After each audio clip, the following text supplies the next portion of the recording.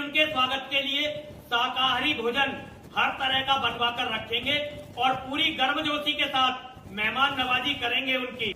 दोस्तों, ये वही शख्स है जो हर आए दिन आपने देखा होगा कि आज से पहले कई दफ़ा हुजूर सल्लल्लाहु अलैहि वसल्लम की शान में गुस्ताखी करते हुए और आपने इस्लाम के ख़िलाफ़, मज़हब इस्लाम के ख़िलाफ़, कुरान के ख़िलाफ़ और इस्लाम मुसलमान के ख़िलाफ़ सबसे ज़्यादा अगर तेज़ ज़ुबान किसी की चलती होगी तो वो यती नरसिंह आनंद है। लेकिन आज ऐसा क्या हुआ कि यती नरसिंह आनंद बिल्कुल बदलता हुआ जा रहा है? उसके अंदर ये चेंजिंग कहाँ से आई, इतना डिफरेंस कहाँ से आया, इतना बदलाव किधर से आया कि ये इस वक्त ऐलान कर रहा है कि तमाम उलमा हिंदुस्तान के अंदर जो बड़े बड़े उलमा हैं, हिंदुस्तान के अंदर जो बड़े बड़े उलमा हैं, मौलाना अरशद मदनी साहब, मौलाना महमूद मदनी साहब और असदुद्दीन ओवैसी साहब और मुफ्ती सलमान अजहरी साहब और इनके साथ तौक़ीर रज़ा वग़ैरह वग़ैरह जितने भी बड़े बड़े उलमा हैं, इन सब की ये दावत करने वाले हैं। ये कह रहा है कि मैं इन सब को अपने घर बुलाने की 6 मई 2025 को दावत देता हूं कि ये सब हमारे घर पे आए, हम इनकी इज़्ज़त करेंगे,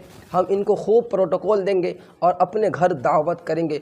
ऐसा क्या हुआ कि यती नरसिंह आनंद, जिसकी ज़ुबान सबसे ज़्यादा तेज़ रफ्तार से इस्लाम के ख़िलाफ़, अल्लाह रसूल के ख़िलाफ़ चलती है, अचानक उसके अंदर ये तब्दीली कहाँ से आई?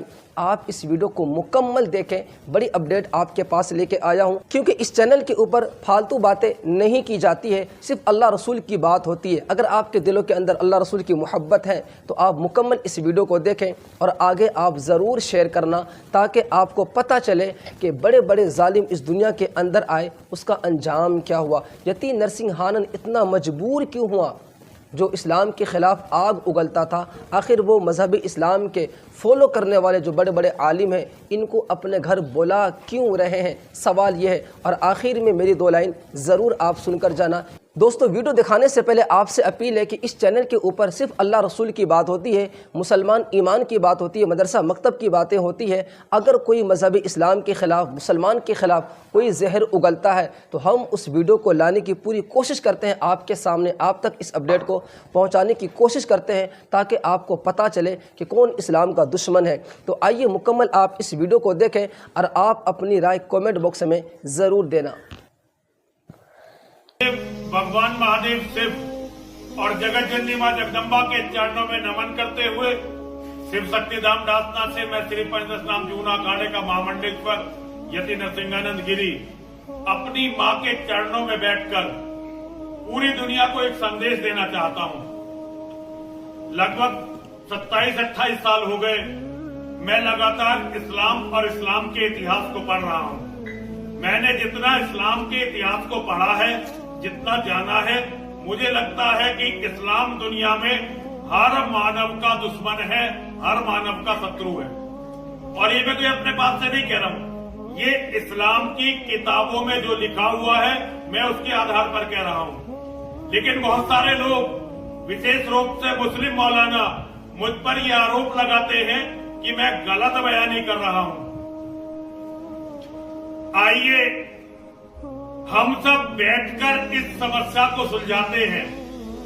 मैं इस्लाम के धर्म गुरुओं को जो भारत में रहते हैं, जिसमें मौलाना महमूद मदनी, मौलाना अरशद मदनी, तौक़ीर रज़ा जैसे मौलाना हैं, उन्हें निमंत्रण देता हूं कि 6 मई 2025 को वो शिव शक्तिधाम दासना में आए।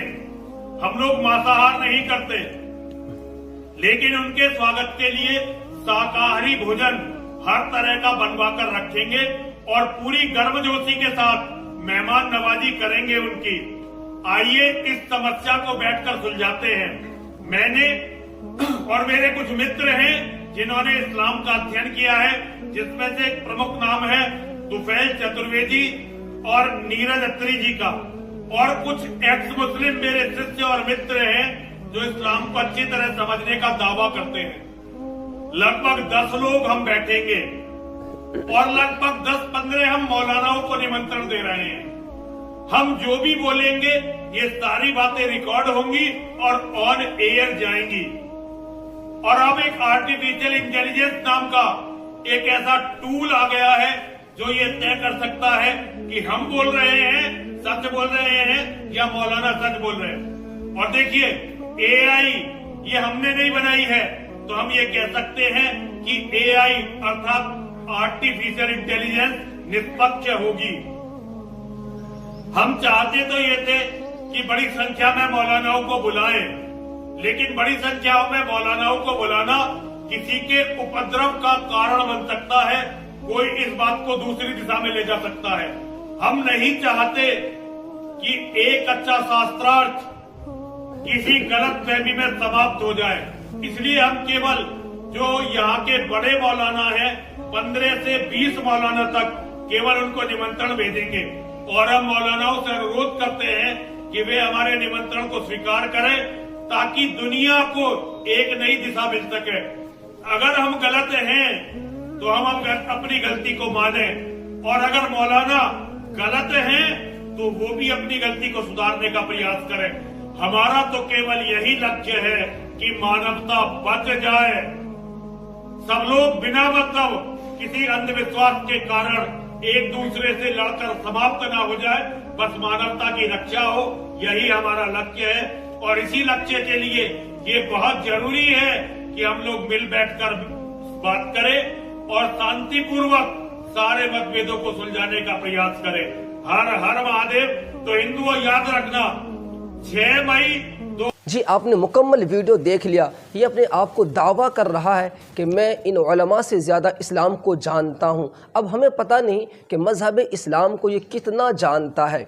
मज़हब इस्लाम को अगर जानता तो इनको पता होना चाहिए कि मज़हब इस्लाम कितना खूबसूरत मज़हब है।